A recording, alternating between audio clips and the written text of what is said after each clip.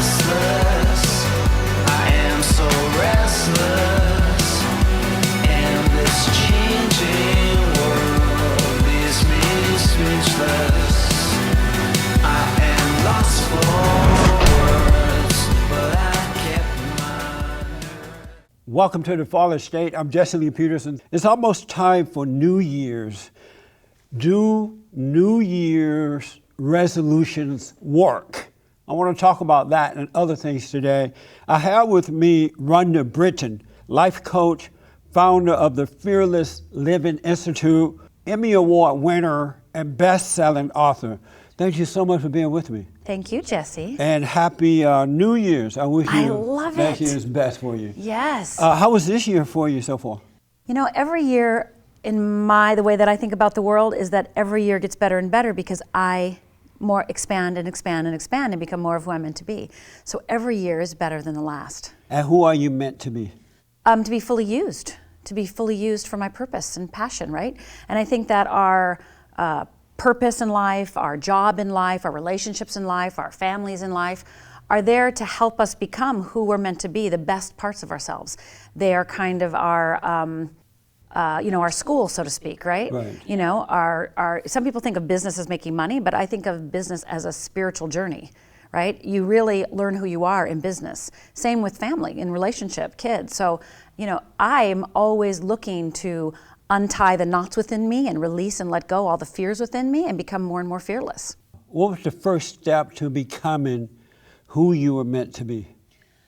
Okay, well, that's a big one, Jesse, because I think for me, the big step was forgiveness.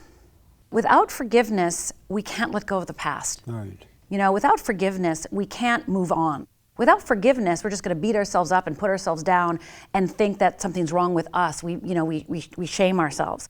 A little bit about your background. You had a lot to forgive for. I read that at age 14, you witnessed your father kill your mother and then kill himself. Tell us about that. Well, my parents were in the middle of a divorce, and my father had basically decided that he couldn't live without my mother. And the two of them, my father was no longer living with us, and it was Father's Day, and my father was coming over to take us out to brunch, which I don't know where you grew up. I grew up in Upper Michigan and Upper Minnesota, and there's 3 girls and 2 parents. That's 5 people. That's a lot of money to go out. Yeah. So this is a big deal for my father to take us out for Sunday brunch. It was a big deal. And so I was in my mom's bedroom. She's putting on her blue eyeshadow, rose-colored lipsticks, bouffant hairdo, right? Those beehives, if you remember. Yes. And my father comes walking in, come on. And so me and my mother start walking out to the car. My 2 sisters are in the bathroom fighting it out because I grew up with 1 bathroom. And as my father is going to his trunk to get his coat, I notice that he's not grabbing a coat, he's grabbing a gun. And as he grabs the gun, he screams at my mother, "You made me do this, you made me do this." And I just scream, "No, Dad, don't." He fires the first bullet into my mother, and I am frozen, and I literally did not know what to do. And as I started saying no, my father cocked the gun again and pointed the gun at me this time. And he blinked and I blinked, and my mother literally with her last breath, with her hands around her stomach, screamed, "Don't." And my father, in that moment, realizing my mother was alive, shot my mother a second time. Wow. And the second bullet goes through my mother's abdomen, out her back, and lands on the car horn. And so for about 20 minutes, all I heard was, "Eh." And then my father literally runs next to me, right here, like just literally 2 feet away, and puts the gun to his head and fires. So To his head? Mm-hmm. Really?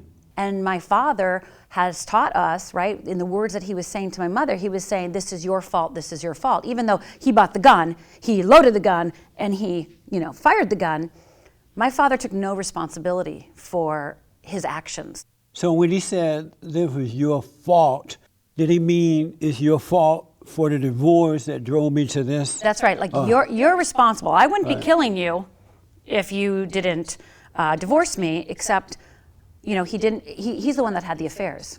So after that happened, because I did nothing heroic And because I was a sole witness, I blamed myself for the next 20 years and absolutely believed that I did not deserve happiness. And I became an alcoholic, tried to kill myself 3 times. Tried to kill yourself? 3 times. How? Pills. Really? And they did not work. They did not work.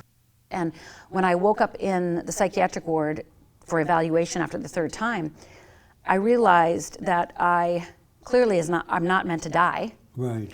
And I've got to figure this stuff out because I can't be happy and my life's not getting better. Why did you think it was your fault? Because you didn't know it was going to happen. Everything just kind of happened Absolutely. But so fast without you even knowing. What made you think that it was your fault? Because I think most people, myself included, want to feel they're in control of their lives, want to feel that they can make a difference, want to feel that they can be proactive and powerful. And remember, I was 14 years old. Right. And at 14 years old, you actually think, you want kind of control of your life, right? Control of the world. And because I did nothing to stop it, right? I did not jump in front of my mom. I did not grab the gun. I did not kick my dad. I did nothing but say, "Stop, Dad, stop." Right. I felt that I did not do all I could to shift that moment. I wasn't the martyr, like jumping in front of my mom and dying instead. So I had a lot of shame and a lot of guilt. And I don't think I'm alone. I think a lot of people feel guilty and ashamed of themselves based on how they treated their mother when she was dying, right? Or how they treated their ex when they were going through divorce. Were you close to your parents, both parents? I was close to my mother, and my father didn't like me too much. You did not? No. And why not? I think I reminded my dad that I was like him, and I was supposed to be the boy, You're the oldest, right? I'm the middle child. So my sister was born, and then we had a boy, and he died at birth. Oh, okay. And then my mother got pregnant right away with me. And so then I was a girl. My father's like, "A boy," because he's a sports crazy nut, right? And all of a sudden I came out a girl, and it was like, wah, wah, wah. And then, so he always treated me, let's just say my mother's best friend after they died said this to me. My older sister Cindy was treated like the maid, like cleaning the house, making everything perfect. It's normally like that for older kids. Yeah, like work, you gotta work, Right. right? My little sister Linda was worshipped and adored. My father took her everywhere. And I was basically, this is my mother's best friend's words, she said, "Every time your father looked at you, he looked disgusted." Now, mind you, I got double messages because I was always told from my father, "Well, you could be Miss America." But not Miss America because I'm amazing, but Miss America because I don't know if you remember back in the old days, Miss America pageant, they used to do stats. Like if you're blonde, if you're from a small town, if you sing, and they'd be like, "Well, she sings and she's blonde and she's from a little tiny town." And my dad is a mathematician, a computer Right. genius.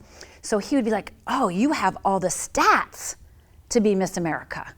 So I really got that, that's supposed to be a compliment. But it wasn't really a compliment. It was just that I had the stats. But suppose that it was a compliment, and that's how your father, expresses love to you. Absolutely. But this neighbor could be wrong about what she's saying about your father. Maybe, Yeah. maybe. I mean, have you ever considered that?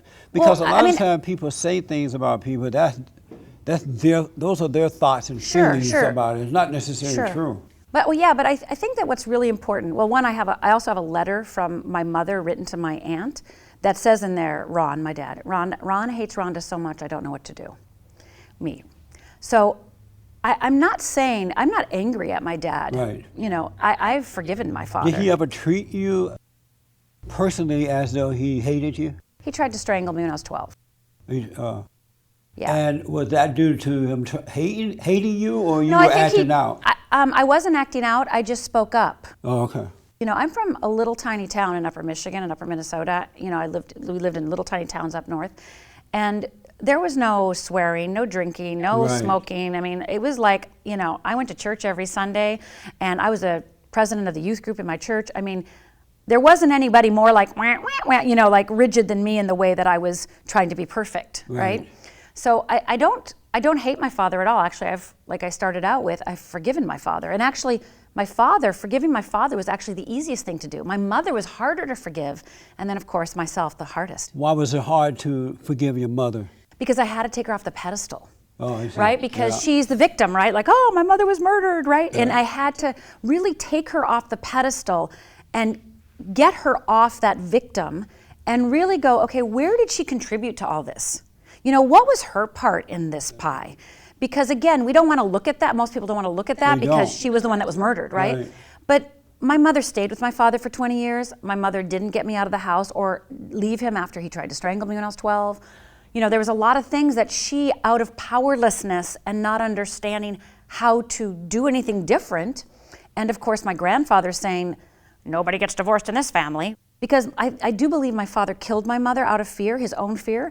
I believe my mother stayed because of fear. What do you think he was afraid of when you say out of fear? Well, I mean, I think that we all operate, our neurobiology actually, the way that we're wired is to actually use fear as a protection mechanism. Most men who have families, if they're losing their children by way of divorce or whatever, or losing their wife and their children, they don't, it hurts, it's very painful. They don't want to lose their family. It's not that they have fear, it's very painful to lose your family. And what I would add to that is the fear gives us permission to act out. So you can take pain, you can take sadness, you can take grief, and it can be used to serve you and to open you up and to be more loving, more kind, more generous, more expansive, more connected. Or that pain and suffering and grief can be used in service to fear to actually close you down, make you victimized, you know, put yourself in a hierarchy or, you know, again, any way that you want. But, you know, every value, in the world of Rhonda Britten and Fearless Living, every value you hold and every belief you hold can be used in service to fear or freedom. What are the steps to forgiveness? Yeah. I think the first thing you have to do is actually admit that you must forgive, right? So the first step is to realize that you need to forgive. Yeah, that And you then must be willing. And the second step? I would say, I'm going to go back for 1 second. The first step, I think, is a willingness to forgive. I would add the word willingness. Instead of need. Yeah, willingness, like you got to be willing to forgive. So I created an exercise for myself, so I'll give a little tool right now. One of the things that I did for myself is, you know, we all heard about forgiveness letters, like write a letter, dear dad, you know, dear mom, and those are awesome. You know, I have nothing against those. I have I clients do recommend that. people not write letters because it's a cowardly way out. Well, It's best to face the bully, whomever well, caused you to if lose you it. can, but Right. my parents were dead, Right. right? And I also think writing helps us cognitively understand what we really want to help us get clear. That's well, what you I did write letters, but what more importantly, I created an exercise. And if you'd like to hear it, I'd be more than Yes, happy. uh-huh. So I asked my clients to get a piece of paper and divide it in between, you know, down the middle. So there's 1 column and 2 columns. In the first column, I want you to write how you feel about the situation, whatever you want to say to that person, but only 1 sentence. So let's take my dad, for instance. I could say, you know, when I was in my most grief, my most pain, how did you do that to me, Dad? Or I hate you, Dad. Or you ruined my life, right? Again, whatever you're feeling. And again, I know it doesn't have to be true, but it's how you feel. So let's just say for a minute that I say, I can't believe you killed Mother, okay? In the second column, you're gonna write 1 sentence also, and you're gonna write out the following. I'm willing to forgive you. You go back to the first column. No, I'm not willing to forgive you. Second column, I'm willing to forgive you. Third column, who do you think you are? I'm willing to forgive you. There's no way I'm ever forgiving you. I'm willing to forgive you. You killed Mom. I'm willing to forgive you. So when we start using, because our neurological pathways, our neural pathways, you know, get in that groove, right? It's our whole neurobiology. So we actually have to introduce new ideas and keep it on track in order to shift the way we see the world. How about if the person that you hate, whether it's your parents or whomever, if they're still alive, should you write a letter then or go to the person? What I always tell my clients to do is do the 2-column exercise, you know, I'm willing to forgive you exercise, and I want you to do it until you're exhausted. And you might have to do it 5 times. But what happens is because you allow yourself to feel what you feel, as well as state your intention to forgive, when you get done with that exercise, you actually have the clarity of mind, the open-heartedness to now go to have a conversation with that person that is not filled with hate or anger, but filled with resolution. Let's say that your parents are still living, you've gone through this exercise that you're talking Yep, about. and you're clear. And so you go to your parents and you say what? Well, this is the thing. If you have an intention, if you expect them to say, I'm sorry, Good luck with that. Right. If you expect them, if you want something from your parents, you're setting yourself up to fail. You have to be really clear in what's your intention. Is your intention just to speak your mind, just to let them know how you feel? Is your intention to say, I understand? What is your intention? What is the point of having this conversation? What is it you really want? Because if you think, like if you hope and pray that they're gonna all of a sudden see the light, you're setting yourself up for disappointment. And so do you go to them and you say, forgive me, or do you say, I forgive you? You could do both. And the other thing is more important is a real true forgiveness, a real true letting go is actually saying, if this ever happened to me again, this is how I do it differently. Or, you know what, if you find yourself in this spot again, you know what really helped me is blank, blank, blank. You know what I've been teaching over the last 26 years, and I had to go through it myself with my parents, is that I had to first get to know myself. Absolutely. To understand me. And once I was able to understand myself, it helped me to understand my parents and everybody else. Absolutely. And so what I realized is that it was wrong for me to resent them, to be angry at them because they couldn't help it. That's right. They couldn't help themselves. Their parents had screwed them up. That's right. That's right. And so when I went to my parents, I just said, I'm sorry for being angry at you. I'm sorry for resenting you. And I love you. It was wrong for what you did, but I'm wrong for hating you because, as you know, you become like whomever it is you're angry at. You take on their personality. That's right. And so when I said that I'm sorry for being angry at you, in that very moment, God forgave me as I was forgiving them. And that's where the freedom came. Yes. And I would even dare say that God forgave you way before then. Right. God forgave me when I saw that I was wrong for resenting them. Yeah, I think resentment and anger and hatred are just vehicles to keep us separate from each other and to keep us from having the difficult conversations we have. And I think that the more free we are inside our own self and can forgive ourselves and no longer shame ourselves or beat ourselves up, the more courage we'll have to have the difficult conversations that we need in order to bridge the gaps between our parents and our children and our, inside our communities. What is fear? Fear is both the cause and effect of our actions, words, thoughts, knowledge, education, spirituality. It can go on and on. So fear has one job and one job only, and it's to keep us safe. And it doesn't know that we're 36 or 42 or 57, right? It just knows what it knows. And its job, because it's here to keep us safe, will reinforce our fears, reinforce our paranoia, reinforce our lack of confidence, reinforce that because fear does not want you to do anything in the unknown. Because fear can't guarantee your safety. And I'm going to say something really radical, is that I believe that fear actually loves us. Really? I believe fear loves us. So when you say keep us safe, if it's our enemy, how is it keeping us safe? Well, I don't see a fear as the enemy. You don't? No. But it holds you back in life. It prevents you from doing the things that you really want to do. But I see its innocence. You see fear's innocence? Innocence, What does that mean? Well, I have a fundamental philosophy that in order to really connect to another human being and to myself, I must see my own innocence as well as yours, right? To have that deep understanding, to see your innocence. And I see fear as innocence. I don't believe that God created something called fear to make it the enemy. I actually believe fear is being used to give us warning signs to go, oh, by the way, this is the unknown. And you know what? You've never been here before. And so you should be freaking out right now. But it's a cowardly way of living, fear is. But most people live that way. Like cowards? I don't think they think they're cowards because but they have. are, though, right? Well, I don't see that way because I understand that they've been blamed and shamed their whole life. We could say, you could say they're cowardly, but I don't really see people that way. I see people doing the best they can with what they have, and fear just has them because they don't see fear. They don't see it because I think fear is as smart as you are, as educated as you are, as spiritual as you are, as knowledgeable as you are. Really? Because fear can use your spirituality against you. Fear can use your education against you. Fear knows everything you know. So it will use that language. I always say, like, do you know anybody who meditates an hour a day and still a jerk? Yes, we all know people who meditate an hour a day and are still jerks. What causes fear? Well, fear is just part of our neurobiology. It's part of our amygdala and our hippocampus. It's part of what's been given to us by our Creator. Do it's you part have of fear? Of course. We're not supposed to get rid of fear. Fear is, if anyone ever tells you, you will never feel afraid again, I would tell you your next sentence to them should be, when are you going to give me my lobotomy? Because fear is part of our neurobiology. It is a warning sign. So you're about to, maybe you meet somebody, right? And you've been alone for a while, right? And you meet somebody and they're like, you're, oh my God. On one hand, you're like excited, but on the other hand, you're like, oh, but they're going to hurt me, right? The minute you walk into a situation, think you're going to get hurt, that's fear talking. That's fear talking. Because you are pre-anticipating, based on your past, your future, based on no evidence.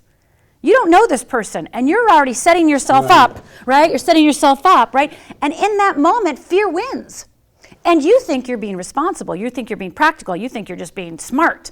You don't think you're being cowardly. You actually think you're being smart. But the reality is, though, you're being cowardly. I just don't like to label people that way. I don't think that helps them. I don't think that gives them courage. I noticed that for myself and others who have anger, yes, who have, they also have fear. Absolutely. And so fear is the offspring of anger. And I would say fear fuels anger, and fear is actually at the heart of anger. I think fear is the seed, and anger is the result. So once you get rid of anger, then fear would disappear as well. I would say it in the way of, as you face your anger and as you heal your anger, the fear of what you thought would happen dissipates because you now can see it clearly. I was able, when I overcame anger, or God took anger, the spirit of anger away from me, He also took fear away and gave me perfect love. And because perfect love casts out fear. When you have perfect love, you have no fear. So you don't have to give a second thought to anything you do. You just do what's in front of you to do. But most people don't have that courage, and most people don't have that ability to really distinguish between the voice of fear and voice of God. They get confused because the voice of fear takes on the voice of God. It sounds the same for so many people. And so they don't actually know the difference. So they're about to make a decision and they hear this thing and they go, well, maybe that's God. I don't know. Is that fear? I don't know. Should I do it or not? I don't know. So you believe in God? Absolutely. You believe in God? I'm a God girl. Are you a Christian? I'm a God girl from, let's see, I was raised in a Lutheran church. I started the church youth group when I was 12 years old in my church. I was going to be a minister when I was 14 years old. Wow. I just announced it to my parents. You were traumatized. Well, so I'm sitting here like saying, okay, I'm going to be a minister. Tell my mom I'm going to be a minister. Tell my dad I'm going to be a minister. Right. And then 6 months later, my parents die. Oh. And the first thought that moved through me, because remember God said, I will never give you a lesson that's too big. You'll be able to handle it, right? And I'm like, and I remember the first, kind of awake thought I had after my parents' murder-suicide was God saying, like, I'll never give you a lesson too big to handle. And I said to God, you know what? I don't like your lessons. Like, if you think this is a lesson that, like, what? This is, no 14-year-old girl should go, no. You give lessons that no one, this is bad, like, I can't do it. So I put a line between me and God, and for the next 20 years, I basically loved God and said, hey, how you doing? But I couldn't use the word. I couldn't say God. I would say spirit, light, universe, source. I would say anything but the word God because I didn't want any more of those lessons. And so when you asked me earlier, like what were the steps for you to become who you are today, Rhonda? Forgiveness was a key part of that. Quitting drinking was a key part of it. But then I had to face God. And me and God had it out because for 14 years, I had nightmares every single night that my father was killing me in my dreams, every night. And driving at night, I always thought somebody was going to shoot me in my car. I mean, I was petrified to go back to God because if I went back to God, who else would He take? Who else would He kill? What other lessons would He give me? And so I eventually, this is about 20 years after they died, I was starting to go to church again. And so on my way home from class one night, I always say God is a nag.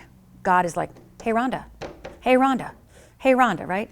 So I am driving home, it's pouring rain on the 405 in Los Angeles, and I am crying. God is like, Rhonda, Rhonda, Rhonda, and I'm like, I can't take this. You can hear His voice? Oh God, yes. What does God's voice sound like? Well, I think it's different for everybody. But for me, He's just always guiding me. And He's saying, Rhonda, Rhonda, pull over, pull over. So do you like hear a voice? I do hear a like voice. Rhonda, Oh yeah, pull over. I hear a voice. And Some how people do you do know it. that's God's voice? I've been able to discern it over the years. And what does Satan's voice sound like? Well, I think Satan, and again, I would equate Satan and fear, right? Those two things work hand in hand. And I don't use the word Satan in my own personal life, but I understand that that's fear. And I think it just wants to blame and shame and beat self up, and it wants to lower your self-confidence and lower your self-esteem, and it wants you to become codependent on it. And so is there a voice from Satan though? I mean, because there are two voices as you Yes, there are said. two voices. And so you say God's voice talk to you, right? God, You can yeah, hear in absolutely, your head. absolutely, In your head, right? absolutely. And Satan. And so what does Yep. Satan's voice sound like? Well, it is the voice within me that is, you should do that. Who do you think you are? You can't do that. That's not right. You're gonna lose there. You're gonna fail. And it's all that negative self-talk, all that self-blame. So if fear is of the devil, why do you think fear is a friend? I don't believe in the thing called the devil or Satan. Do you believe in good and evil? I actually believe that God created all things good. But why being a Christian, how do you leave evil out of the picture? Knowing that there is good and evil, you're either possessed by good or you're possessed by evil. I disagree. And I just think that for me personally, when I talk to people, I think it's a gentler approach just to talk to them about their fear. Because when you say, for me personally, when I say to somebody you're possessed by fear, that keeps them powerless and victimized, I think, unless you give them the tools and the skills and explain what fear does. If you help them understand how fear works in their life, then they can make a different choice. But brain doesn't know the difference between an emotional fear or a physical fear. So if somebody's coming at you with a knife, in your body, it is the same as if you're thinking about dating and you haven't dated for 12 years. Like you could get the same stomach ache, you could get the same backache, you could get the same palpitations. To me, the brain seems not to care about that kind of concern because the brain function is to function the body, make your body work. There seems to be another identity that is hovering over the brain, another spirit that has made a home inside of you, which comes from anger, that brings on fear and all that. Who is God? I think God is source and creator. So I think God created everything, and I think God created everything out of love.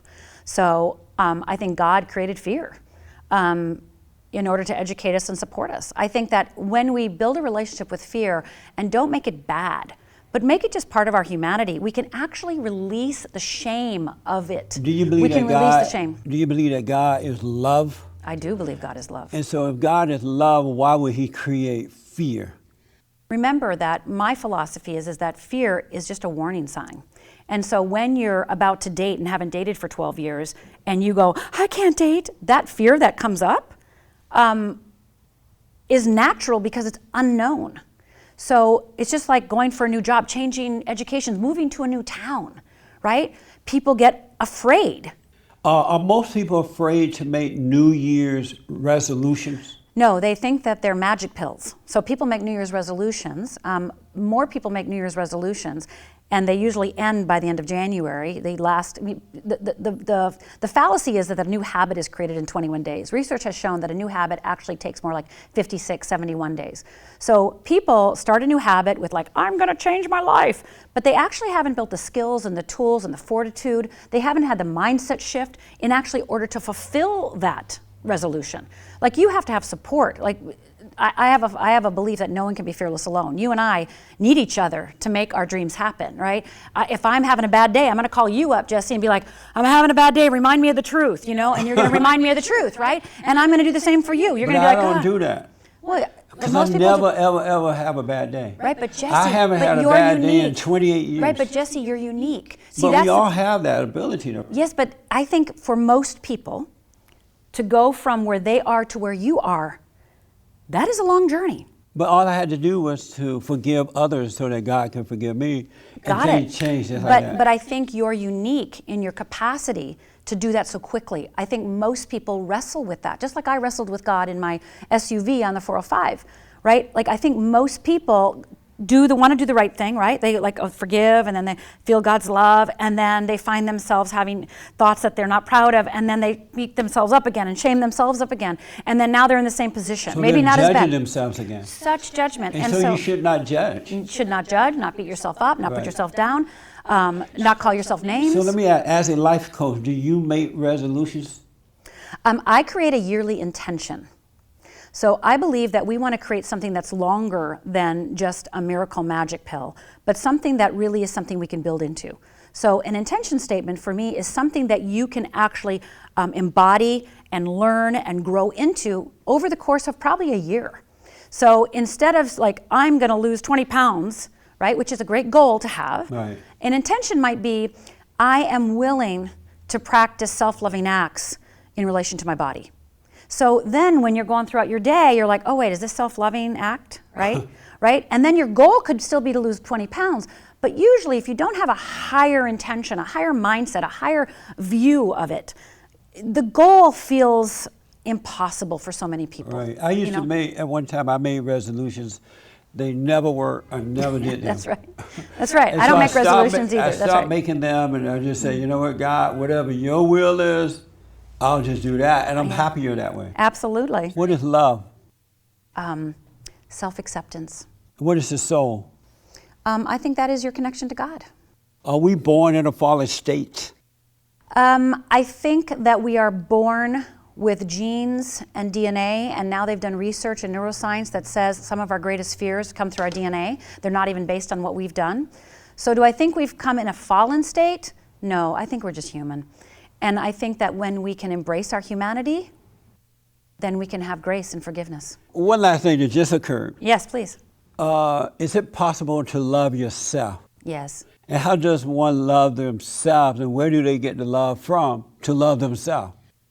You know, one of the ways that I started loving myself is just to ask myself simple questions like, I know this seems silly, but just to get to know myself. And I'd be like, well, what's my favorite color? You know, my favorite color was green for 20 years because my boyfriend in kindergarten's favorite color was green. My favorite food was Mexican because my husband's favorite food was Mexican. I never made a decision. So I had to start going, what do I like? Who am I? Yeah. What makes me happy? What turns me on? You know what? I like action movies. So is it easier though, the best way to love yourself is simply not to hate yourself? Because if you don't have hatred, you know, or anger and fear and all that, then you naturally have love. Well, I think that's good in theory, but again, I think that the difference is that most people just can't switch their mind like that, like you can. You know, you've been blessed; you're able to do that.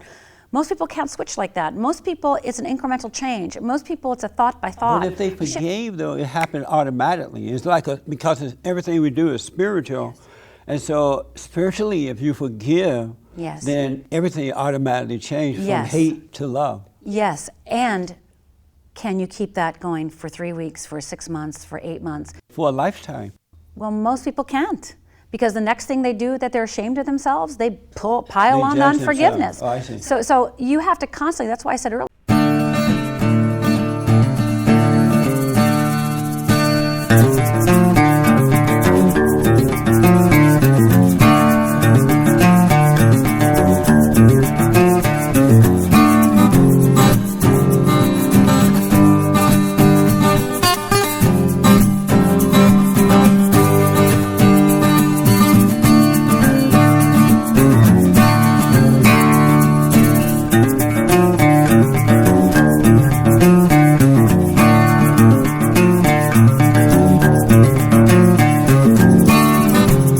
State. A lot of feminists will say, yes, fatherlessness is a huge problem in our society, but they will blame men as deadbeat dads. There are so many fathers that want to be involved in the courts, and the exes in their lives are disallowing them to be involved in this parental alienation. So there are a lot of dads that want to be involved, and they're being pushed out.